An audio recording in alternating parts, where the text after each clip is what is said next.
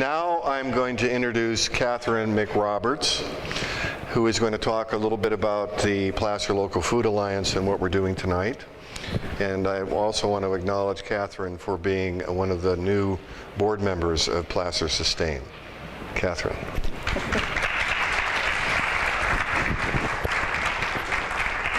Thank you, Jeff.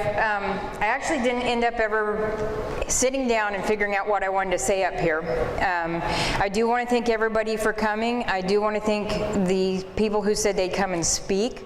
We had such a wonderful response from everybody at how quickly we needed people to come and speak. So I was scared that nobody was going to show up and we wouldn't have anybody to speak, but we have something great. And I'm extremely pleased that Robert was able to get Joanne Neft to come and speak for us, a little bit about her new book, and a little bit about the importance of local food. But I know Placer County in itself its heritage is steeped in agriculture, and I love that Joanne Neft a while back was one of the forefront people, I think, in trying to focus on the food staying here and local food and working on the farmers markets and stuff. And I'd love to see the rest of us, the community, figure out, let's see what else we can do and use her as a great example for what can be accomplished. And what I'm hoping tonight is for all of these people who've come to speak can also give us a great example of what's to come, and with some of these, what our future is. So thank you.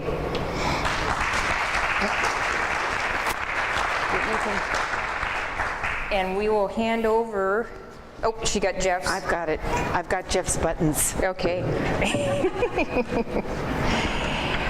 And I want to say too, thank you very much. Thank you for coming. Thank you for doing what you're doing. And I'm glad I've never been able to meet her, and I've wanted to for years. I am so happy that you're all here. Oh my God.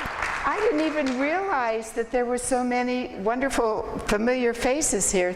Thank you, thank you, thank you, thank you. Susan, thank you. Susan, well, I'm going to start a little bit by saying I've been doing this for a while. I think that's why I'm here. You know, I decided in the late 80s that I wanted to be involved with agriculture. I was raised on a farm, and I had done all the things that all of you have done. I worked for corporations, I had my own businesses, and I finally decided, what is it I love the most, or I want to do with the rest of my days? And that was 25 years ago, by the way. And I said, I want to touch the ground again. I want to be a part of the ground. I am more me when I am connected with the earth. And so I thought, how do I do that? Well, I start a farmer's market. Now, I didn't know what that meant. I didn't know you had to be certified and find farmers and all those things.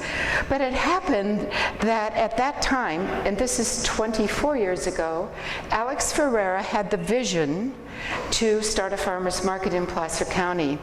I happened to come through town at the time that they already had the farmers, they already had the certification, and they were going to put an ad in the paper and say they needed a manager. I had been working in marketing at that point in my life for 40 years, and I thought, I think I can do that. And so I applied for the job. They said, well, you have to apply for the job. So I applied for the job, and I came up and I interviewed, and I felt very fortunate that I had the job. Well, you know the story of the farmers markets. We've now been doing it for 23 years. Depending on the year, we have between 12 and 14 markets every year, and they're raging success. And then I did other things. I said, well, maybe we should be thinking about celebrating I was kind of envious of Apple Hill, because they were doing and bringing all these people to the farms. And I thought, we need something like that here. So that's when I thought, what is it we should celebrate in Placer County? So immediately, what is so unique about this place but the mandarin, Placer County mandarin? And so when I had this little idea, there were only 6 growers in Placer County. And I don't know how many we have now. I think it's about 100, isn't it, Jeff? We have about 100 growers. So they were inspired, the growers were inspired to plant gardens and to plant orchards and to be involved in this. And now there are oodles of people who come to that. And then Jeff Bordelon and I were part of an effort to then actually conserve farmland. We thought, well, that was when they were planting houses here instead of gardens. And so Jeff and I happened to have the good fortune to work together for almost 2 years on something called Placer Legacy. And out of that then came the effort to form Placer Legacy, and as a result of that, Placer Land Trust. And there's now a conservation effort. I don't know, I think it's pretty close to 8,000 acres. Every now and again I check in and it's another 1,000.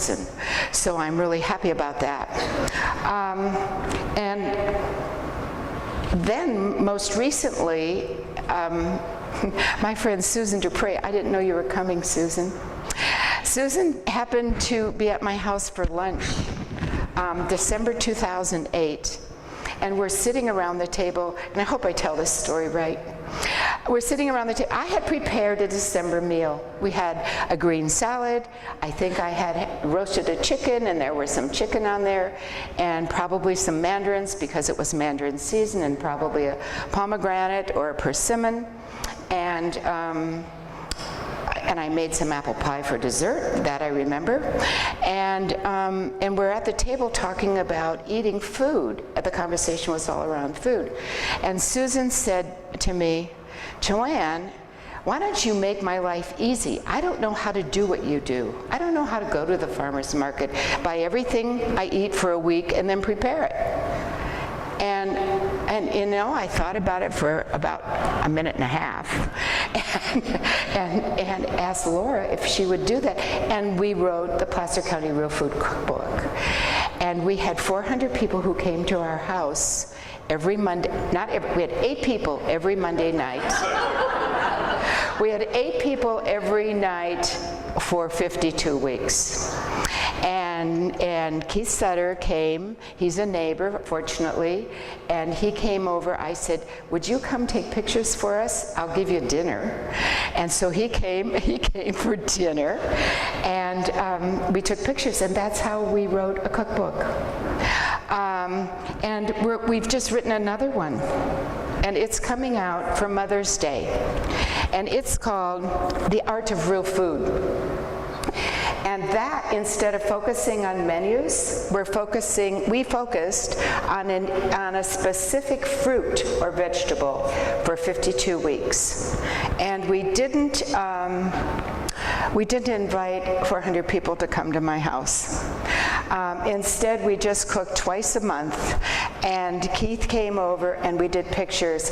Anthony McEgill actually handmade 70 serving pieces for me. He's from Sierra College, and we presented those beautiful recipes on handmade dinnerware. And Paula Amarin painted original paintings for the book. It's stunning, it's wonderful.